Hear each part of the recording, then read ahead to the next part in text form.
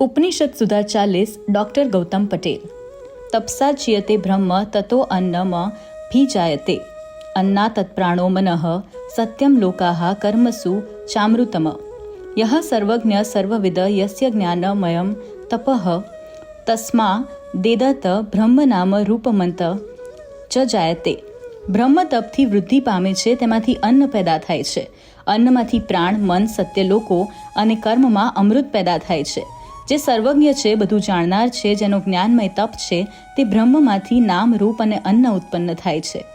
આદિ શંકરાચાર્ય આ મંત્રને સમજાવતા કહે છે કે તપસ્સા એટલે જ્ઞાનથી ઉત્પત્તિના ક્રમને જાણનાર હોવાને કારણે તપ એટલે જ્ઞાનથી ભૂતોના કારણરૂપ બ્રહ્મ ચિયતે એટલે વૃદ્ધિ પામે છે. એને આ જગત ઉત્પન્ન કરવાની ઈચ્છા થતાં એ કંઈક અંશે સ્થૂળ બને છે. જેમ બીજ અંકુર બને એટલે પહેલાં કરતાં સ્થૂળ બને છે, અથવા પુત્ર પેદા કરવા માટે પિતા હર્ષથી વૃદ્ધિ પામે છે, આમ સર્વજ્ઞ એવા બ્રહ્મથી અન્ન પેદા થાય છે. ભુજ્યતે ઇતિ અન્નમ, જે ખવાય એટલે ભોગવાય છે તે અન્ન છે. પછી તે અવ્યાકૃત એટલે જેનું વિવેચન ન થઈ શકે તેવા અન્નથી પ્રાણ એટલે હિરણ્યગર્ભ જ્ઞાન અને ક્રિયાના અધિષ્ઠતા રૂપ જગતના આત્મા પેદા થાય છે. એ પ્રાણમાંથી મન ઉત્પન્ન થાય છે. સંકલ્પ, વિકલ્પ, સંશય, નિર્ણય એ મનનું સ્વરૂપ છે. તેમાંથી સત્ય એટલે જેનું અસ્તિત્વ છે તેવા આકાશ વગેરે 5 ભૂતો ઉત્પન્ન થાય છે. પૃથ્વી, જળ, તેજ, વાયુ અને આકાશ એ 5 મહાભૂતો છે. એ મહાભૂતોમાંથી ક્રમપૂર્વક ભુવઃ, સ્વઃ વગેરે 7 લોક જન્મે છે. તેમાંથી પ્રાણી માત્રના વર્ણ, આશ્રમ વગેરે કર્મો પેદા થાય છે. આ કર્મને અમૃત ગણાવ્યા છે, કારણ કરોડો કલ્પો સુધી તેનું ફળ જ્યાં સુધી ભોગવવામાં ન આવે કર્મ નાશ થતું નથી. કહેવાયું છે, નાભુક્તમ ક્ષીયતે કર્મ કલ્પકોટિશ તૈરપી.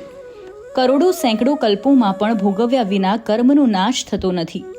આ પછીના 9મા મંત્રને સમજાવતા આદિ શંકરાચાર્ય ભાષ્ય કરે છે કે ઉપર આગળ યત તત અદ્રેશ્યમ વગેરે લક્ષણોવાળું અક્ષર નામનું બ્રહ્મ સર્વજ્ઞ છે. એ સઘળું સામાન્ય રીતે જાણે છે, માટે સર્વજ્ઞ છે. વળી એ વિશેષ રૂપે બધું જાણે છે, માટે એને અહીં સર્વવિદ, સઘળું જાણનાર એમ કહ્યું છે. આમ સર્વજ્ઞ અને સર્વવિદ એવા સમાન અર્થવાળા શબ્દોનો વિશિષ્ટ અર્થ આદિ શંકરાચાર્ય અહીં કહ્યો છે. જેનું જ્ઞાનમય તપ છે તેવું કહ્યું છે, તેનો અર્થ શંકરાચાર્ય મુજબ સર્વજ્ઞતા રૂપ જ્ઞાન વિહાર એ જ તપ છે. તેમાં કોઈ આયાસ કે પ્રયત્ન કરવાનો હોતો નથી. આ સર્વજ્ઞથી આની પહેલાના મંત્રમાં કરેલ હિરણ્યગર્ભ નામનું કાર્યબ્રહ્મ ઉત્પન્ન થાય છે. તેમાંથી દેવદત્ત કે યજ્ઞદત્ત એવા નામ અને શુકલ નીલ એવા વર્ણો રંગ પેદા થાય છે, અને વ્રીહી વગેરે અન્ન પણ થાય છે. આપણે આદિ શંકરાચાર્ય બંને મંત્રોનો જે અર્થ કર્યો એ વિસ્તારથી જોયો. અહીં બંને મંત્રોમાં તપની વાત છે. પહેલામાં તપથી બ્રહ્મ વૃત્તિ પામે છે એવું કહ્યું છે. બીજા મંત્રમાં યસ્ય જ્ઞાનમયમ તપઃ એમ કહ્યું છે.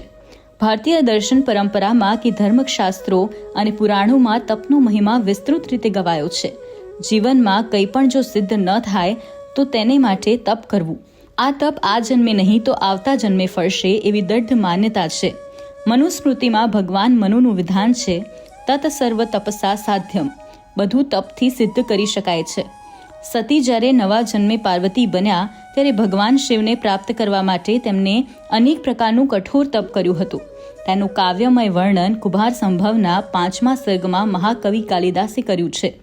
વળી તુલસીદાસજી રામચરિત માનસમાં તપનો મહિમા વર્ણવતા કહે છે, તપબલ રચઈ પ્રપંચુ વિધાતા, તપબલ વિષ્ણુ સકલ જગ ત્રાતા, તપબલ શંભુ કરહી સંધાતા, તપસે અગમ ન કછુ સંસારા.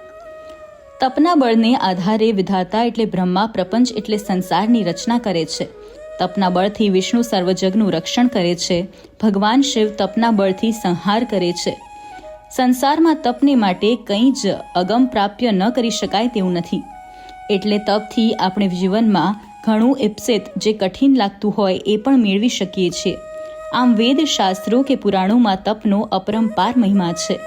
અહીં બીજા મંત્રમાં જ્ઞાનમય તપ એવો પ્રયોગ છે, એ પણ નોંધપાત્ર છે.